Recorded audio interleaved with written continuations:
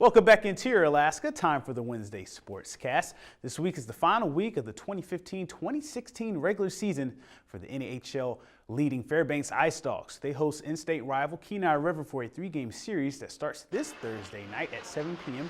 in the Big Dipper Ice Arena. It should be a fun and emotional series with a pretty significant milestone at stake. The Ice Dogs will win one game. They can clinch the regular season league title and set a record for points in the season. Not only will the players skate in front of their home fans, but their parents and billet families will be in attendance for Parents Weekend. Sunday there will be a $100 raffle and spaghetti feed as well. But this series wouldn't be complete without a patented jersey auction from General Manager Rob Proffitt. Thursday's game sponsor is the Central Labor Council, which helps union workers. Proffitt believes this series and this weekend is what the Ice Dogs are all about. The jersey auction, and then as far as the union stuff and the Central Labor Council, I just think it's who we are, right? It's an identity of who we are, of a hard-working community, and hopefully people look at our hockey team as a hard-working hockey team, and together those two blend into a nice partnership. Well, it's very exciting. I know it's breakup season. The weather's getting a little nicer. It's getting a little lighter out, so guys have some more smiles on their faces, and their parents are in town, and they're excited. They're excited to have 3 games here in the Dipper and have a little fun, and we're going to need to work hard to have success. A young hockey player with ties to the Golden Heart City will be heading to the NHL. Mario Lucia recently signed to the Minnesota Wild. Lucia was born in Fairbanks, and he is the son of former UAF and UAA hockey coach Don Lucia. Don is currently the head coach for the Minnesota Gophers. Mario grew up in Plymouth, Minnesota, and was an alternate captain for the University of Notre Dame.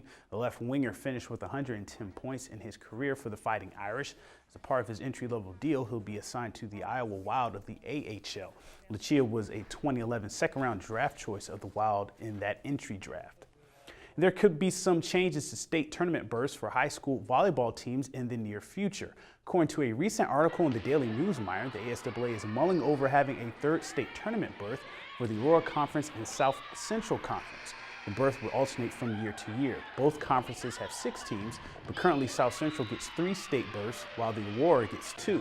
The extra berth would help some of the better interior teams. A senior-laden 2014 Hutchinson team finished 3rd in the Aurora, and Allison could have gone last year if there was a 3rd state berth. The state champion has been from the Aurora or South Central Conference since 2008.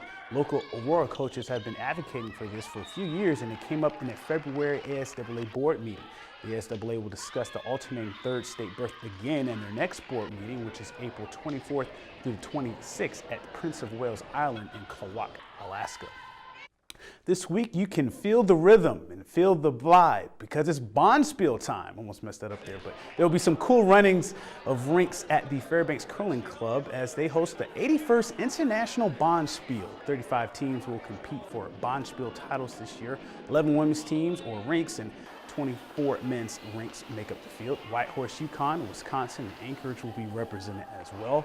Unlike more of the serious events, this one is a lot more laid back. This year's theme is the Battle of the Bands. I grew up in the South, and I remember bands and marching bands fondly. It will be fun to see what costumes will be like this year. 4 bands are scheduled to perform at the Bonspiel as well.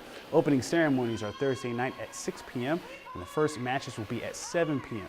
There will be curling all day and night through the weekend, with the final matches set for 1 p.m. on Sunday. And a final note, go to USA Today, HSS.com and vote for the best athletic program in Alaska. All the Alaska high schools are there. Voting ends this Friday, 10 a.m. Alaska time. State winners will go into the group stage, and then the final round is in May. First place gets $2,500 and a banner. For more info on this, visit the story on Webster11.com sports page. But that's it for sports tonight. Mike Schultz is next with weather, and we'll catch you next time.